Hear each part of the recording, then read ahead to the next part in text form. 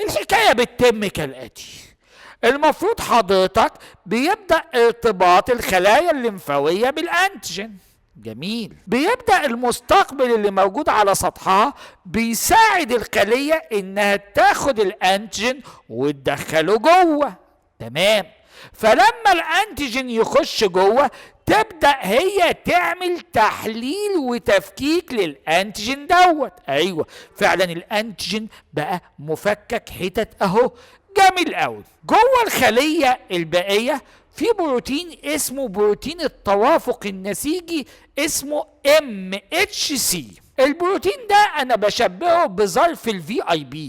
يا جماعة الناس المهمة ما بتتعاملش غير في أظرف مقفولة او أظرف. حضرتك انت عشان تحترمني مش هينفع ان انت تديني الحاجة في ايدي كده، تحطها لي جوه ظرف.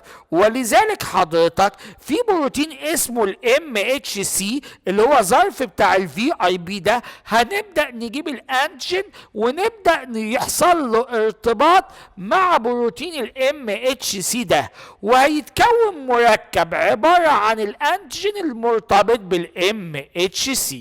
طيب تمام. الخلية البائية ديت هيعرفوا منين ان هي متخصصة في الميكروب ده؟ هتبدأ الخلية البائية ديت حضرتك تبدأ تطلع المركب اللي هو عبارة عن الانتيجين MHC، تبدأ تعرضهم على سطحها. وبكده حضرتك انا عرفت ان الخلية البلازمية ديت حضرتك هي متخصصة في هذا الانتيجين.